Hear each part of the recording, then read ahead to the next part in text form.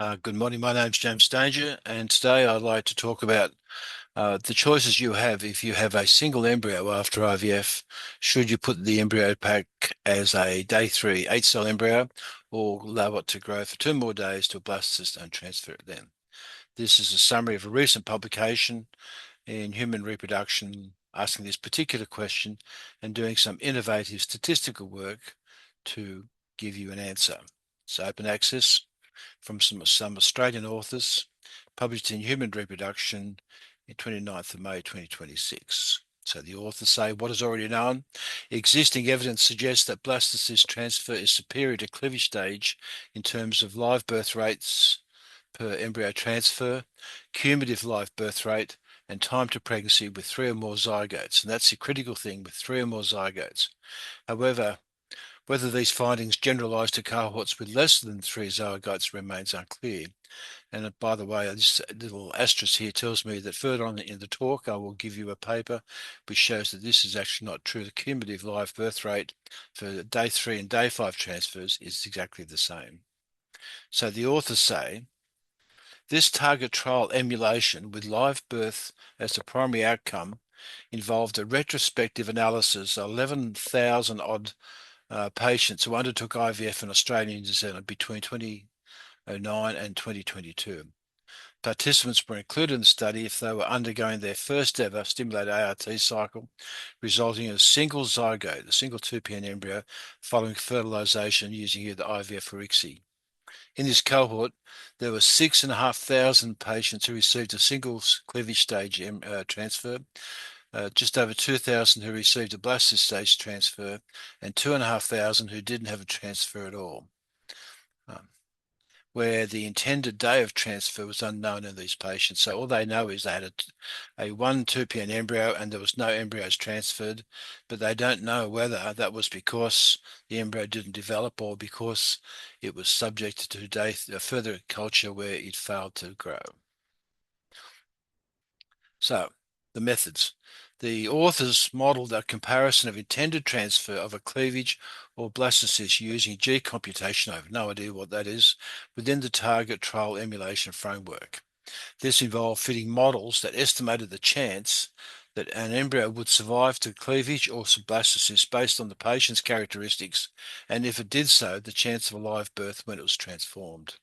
So instead of actually using real-time data, they're actually using a calculation to project the likelihood of success.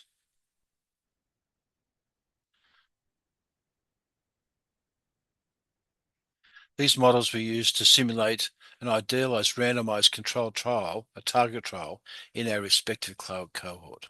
Now, I actually think this is very clever because in reality, there will never in the future be a randomized controlled trial looking at a single embryo transfer for day 3 or day 5. That is now past.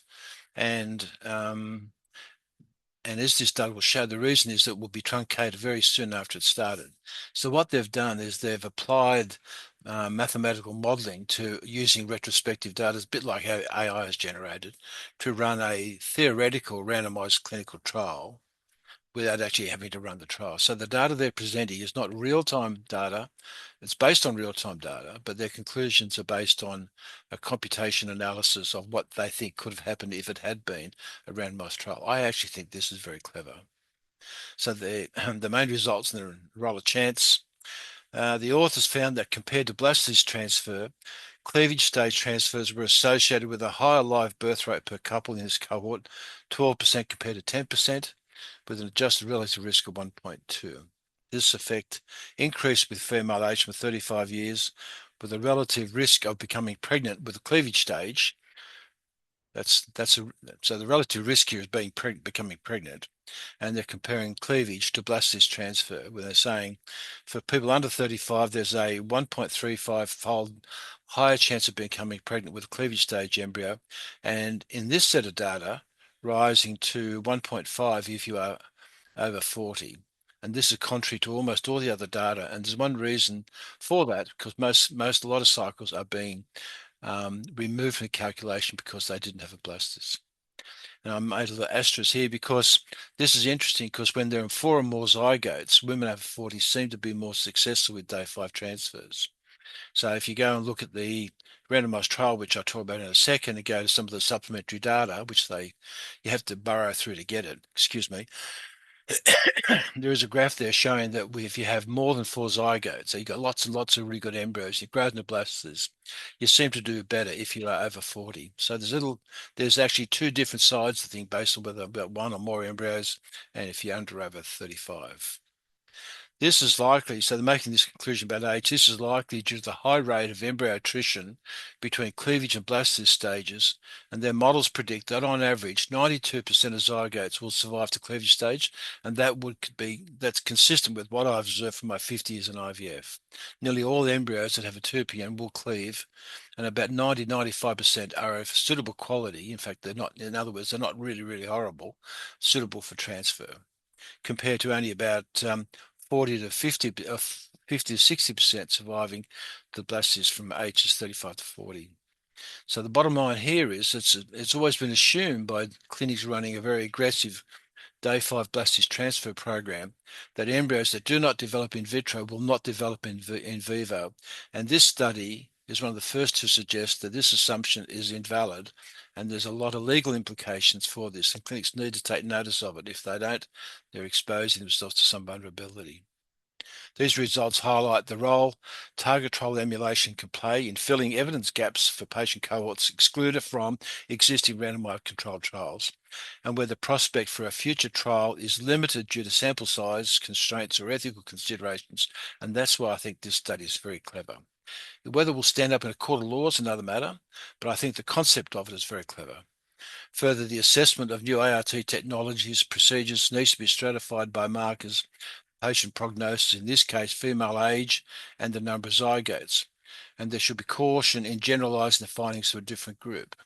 And what they're saying there is the clinics have done a lot of blastocyst development with lots and lots of embryos, have all this data to show how wonderful their pregnancy rates are with blastocyst transfer, and they are, so I'm not denying it. But they're making the assumption this applies to everyone, and there's a whole group of women with poor ovarian reserve coming through their clinics with only 1 or 2 or 3 embryos, and they're applying data based on 4 or 5 or 6 good quality embryos to these suboptimal groups, and I think it's to their detriment, as I'll show. So here's the data that's available in the papers. This is an open access paper. Anyone can see it, and you can make your own conclusions. And if I've made the wrong conclusions, well, you can write a comment and criticize it, or just make your own video. But this is the core data. In these 10, 11 years, there were 11,000 people came through that only had a single egg being fertilized.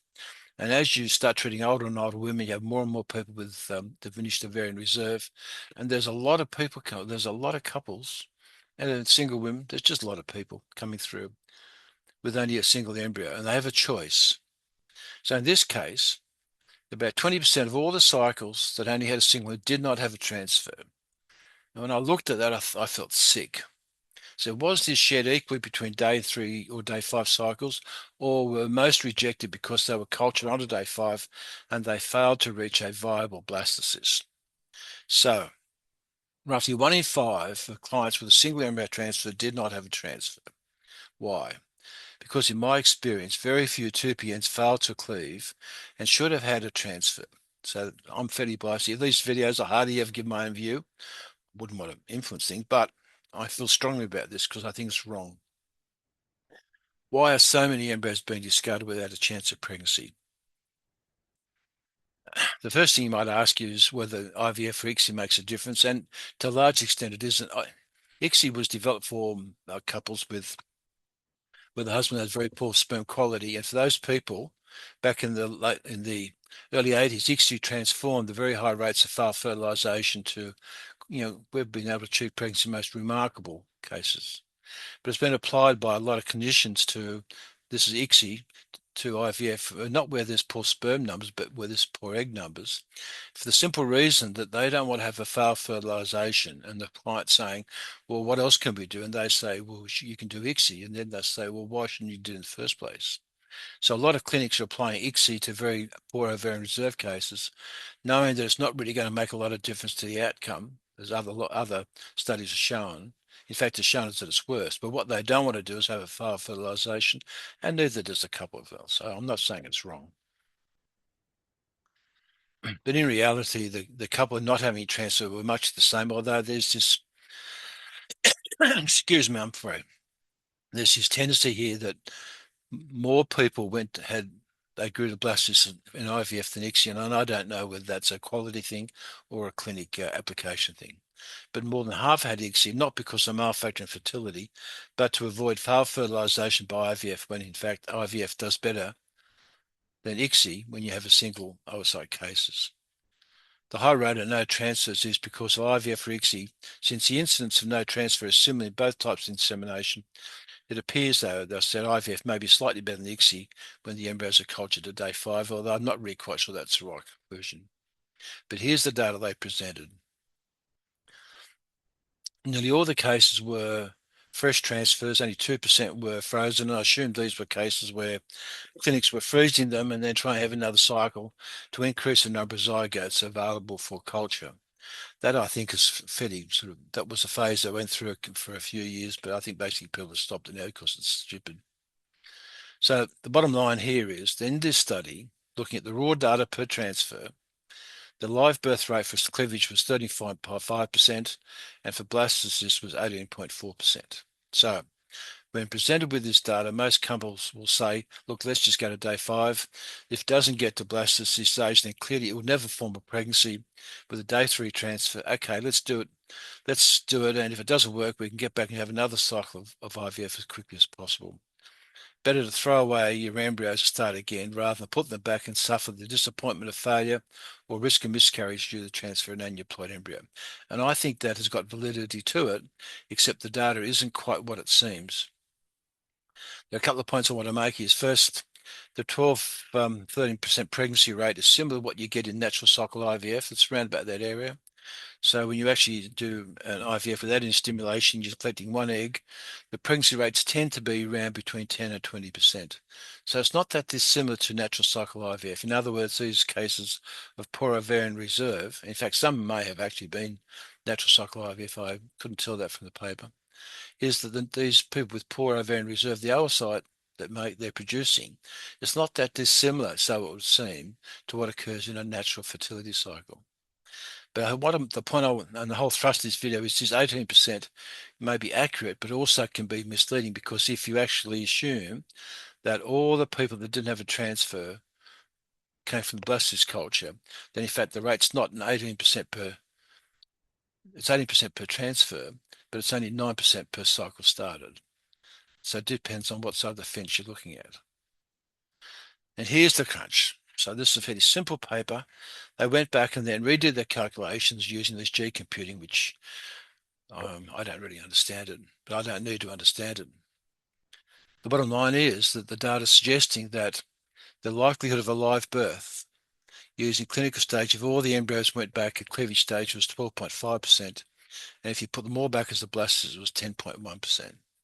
So this table 2 details the estimated treatment effects with planned cleavage stage transfers being superior for both outcomes. That's clinical pregnancy rate and live birth. This, the difference here is the miscarriage rate.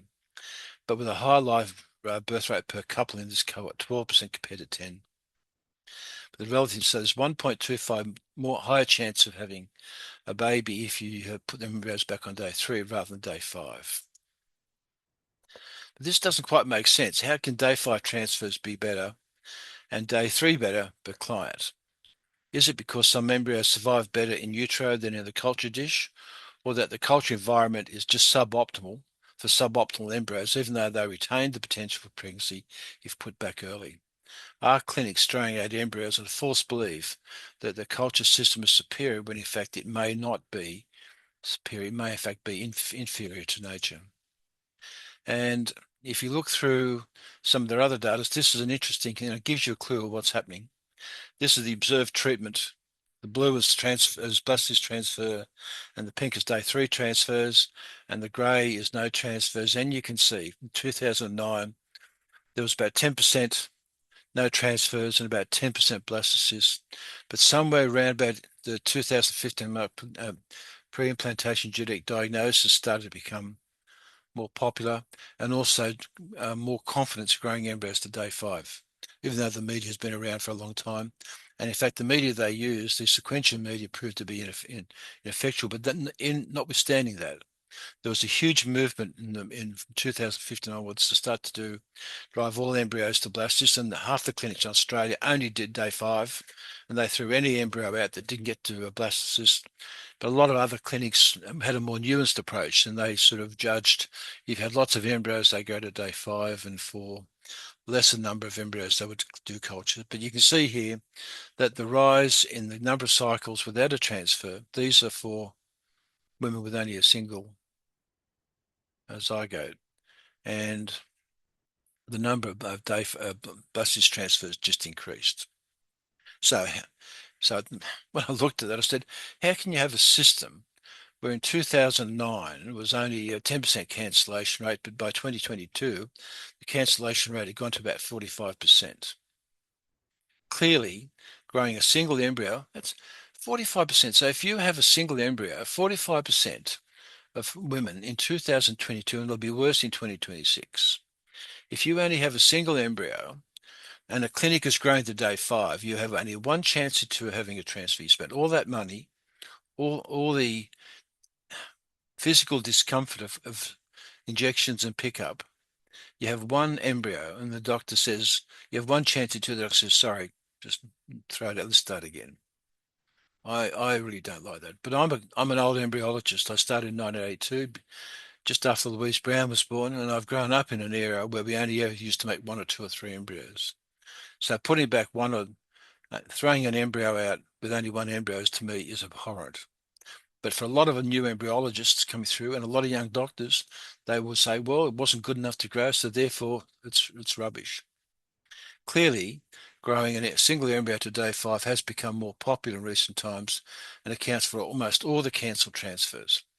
That's not to say this is good. This is not to say this isn't good clinical practice. It's just the clients need to be told this data and let them make the decision on day 3 or day 5 transfer of their single precious embryo. So I'm not criticizing clinics that do it. Well, I kind of am, but I think there's nothing wrong with that approach as long as clients understand what's happening. And I think they may have been possibly given information which in the light of this paper may not have been quite as valid. And I actually think there's a potential here for class action somewhere down the track, unless clinics from now on change the way they instruct patients on the likelihood of embryos being discarded that otherwise may lead to a pregnancy. It should be noted, of course, that over this time there's been a huge shift in treating older women that may influence the decision making. So part of the problem here going from 2009 to 2022 is that more and more women coming through IVF whose ovarian reserve has been diminished. So that, whereas maybe in 2029 the number of people with single embryos was actually quite low, but as you have more and more women who are becoming older and therefore their reserve is less, this is becoming a problem. So maybe it's something, maybe this is now time for the clinics and IVF industry to go back and review this. And they also made one more graph, which I thought was interesting. I'm not really quite sure I really fully understand it, but they're looking at the relative risk of getting a pregnancy for cleavage stage over blastocysts compared to female age, and their data, their computation. So this is real. This is just a mathematical modeling that if you only have single embryo and you are older, you are more likely to have a baby if you have a day 3 transfer than if you have a day 5. So as shown in figure 2, the average treatment effect on the risk ratio scale was larger for women over 35, that you're more likely to have a baby if you're 40 and over, if you have cleavage, than if you have a blastocyst transfer. A 35-year-old with a single zygote had a relative increase in their chance of live birth with planned cleavage rather than blastocysts of 1.34. A large driver of this was embryo development. Our embryo development models predicted that 92% of zygotes would survive to cleavage across all ages, while only 58 to 49% of zygotes survived to blastocysts from ages below 35 and over 40. So I'm repeating myself.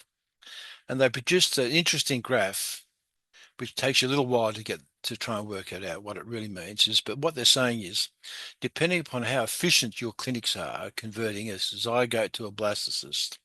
So if you have, by chance, a really good culture system that's able to keep all embryos of varying quality, viable and dividing, such that your transfer from one cell to blastocyst is really high, then increasingly it's worthwhile doing a day 5 transfer. But if in fact for these people of low ovarian reserve only having one embryo, the likelihood of that forming a blastocyst is low, then increasingly the model says you should be erring on the side of caution and doing cleavage stage.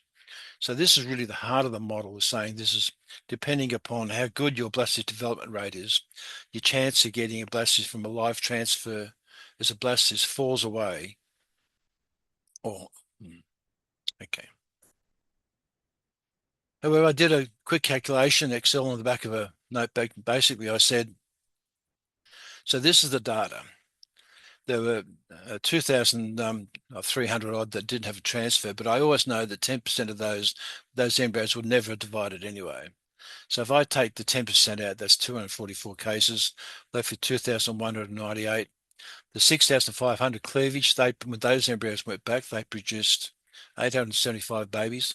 Although I have to say, I wish the authors had actually put the numbers there rather than just percentage, because when you actually have to back calculate a number, you're never entirely sure that you've actually got, they're using the same computation. But if they put the numbers there, then the percent, then everybody can work it out. So it's just a little bit narky, but I'm getting old and grumpy in my old age.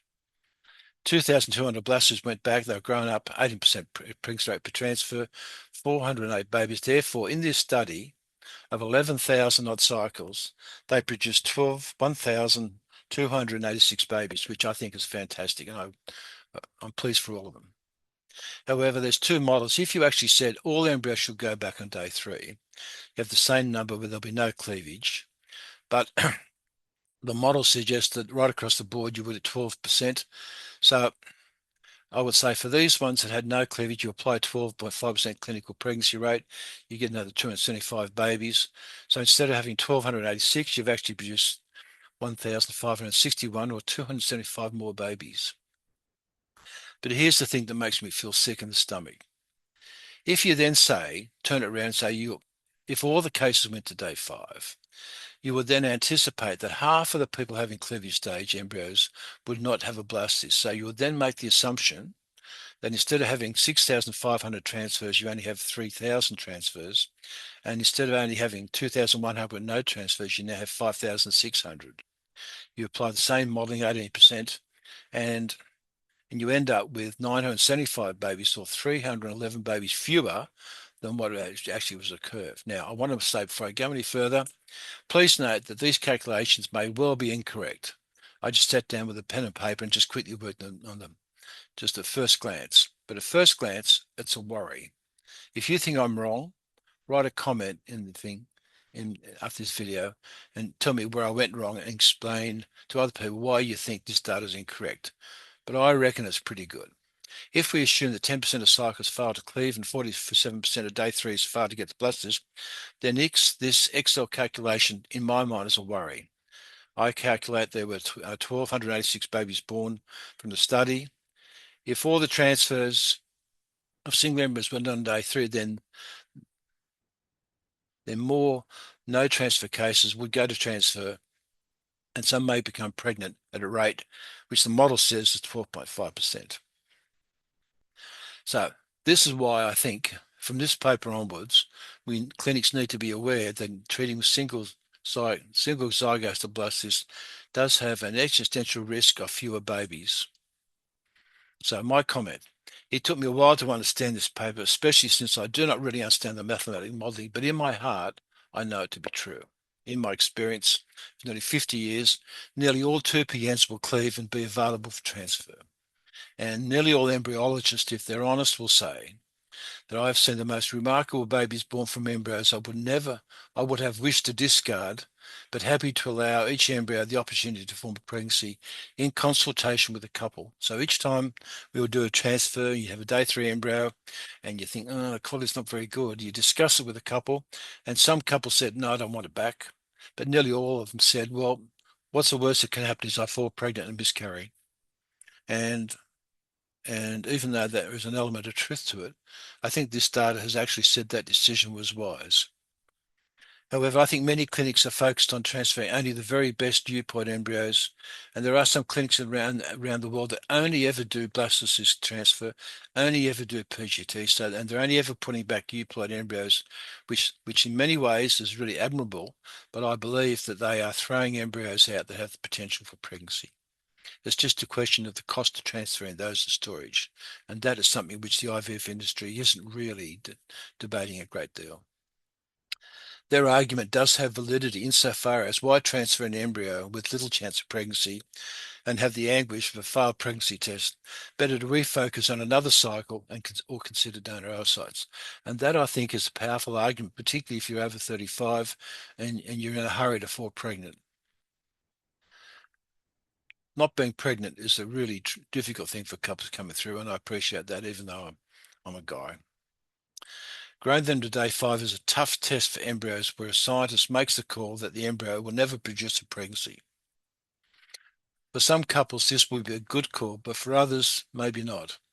My preference from 82 onwards was always to give every embryo the opportunity to prove itself, particularly if there's only one. But there has been a study done, which I referred to earlier, published in 2024, a randomized clinical trial doing day 3 and day 5 for people that had at least 4 embryos. So this is the exact opposite of the group of the paper that is a subject of this video. And in that study, the key findings were, despite the widespread adoption of blastocyst stage transfers in IVF globally, it remains unclear whether blastocyst stage policy actually improves the cumulative live birth rate. In their study, we compared the cumulative live birth rates between day 3 and day 5 transfers, and they had a similar cumulative live birth rate. Underscores the importance of considering other factors when choosing between cleavage stage and blastocyst transfers with women with good prognosis. So although blastocyst stage transfers may enhance treatment efficacy by reducing the number of unnecessary transfers, but it might lower miscarriage rate and increase the risk of preterm, necessitates careful about. So what they're saying there is, if you have lots of embryos and you do genetic testing on them, you put the best ones back first. I think there's a lot of strength in that because you are giving the couple the very best chance of pregnancy on their first transfer, and you're reducing by half the incidence of miscarriage. And you're also meaning there's a good chance you're not going to put back a one that has a very large chance of pregnancy. However, blastocyst transfer comes with a lot of pre-birth complications, including pre-eclampsia and small for gestational age. So there are some implications in having a day 5 transfer, which is not necessarily good for you as a pregnant woman and for the baby. You need to speak to your doctor about that. I'm not a medical person. So my view, in reality, and despite what some say, embryologists are really very good at selecting, even on day 3, the better embryos. And there was a fantastic study we did along one of the last clinics I worked at, where we marked embryos out each day for ranked them 1 to 10 or 1 to whatever, which is the best embryo on each day. Now, if you look through each day's embryo developed to day 5, in about 85% of cases, the embryo that you would have put back on day 3 was the same embryo you put back on day 5. In other words, the best embryo on day 3 is the best embryo on day 5. And even though there will be some subtle differences, in 85 to I think 87%, I think it was in that group, that study, the embryo that we would have put back on day 3 was the same as putting it back on day 5. So why go to day 5? But I think overall, embryo, even though a lot of people are bagging embryologists and saying we should use artificial intelligence, etc., my view of it, and running my EQA program for 25 years, is I think most embryologists are very good at picking out the best embryo. And that's one reason why this study showed no difference, because we're putting back the same embryo on day 3 and day 5. So whether the transfer of day 3 or day 5, it will be in the vast number of cases, it's the same embryo being transferred. It is true that some day 3 embryos may be aneuploidy and still look fine, and that a further 2 days of culture will sort out the good from the bad in some cases. But by and large, the best embryos on day 3 are euploid. And the more studies they're looking at it, the more they're demonstrating that you can tell differences between euploid and aneuploid embryos and how fast they develop, etc. And I think the human brain is infinitely better than some AI program that in being able to discern that.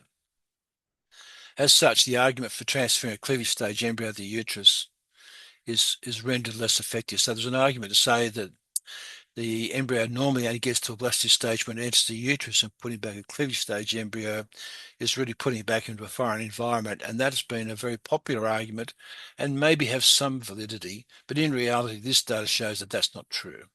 That a day 3 embryo, which is just about ready to start compacting, putting it back into a uterine environment where it still has a couple of days before receptivity, is not detrimental.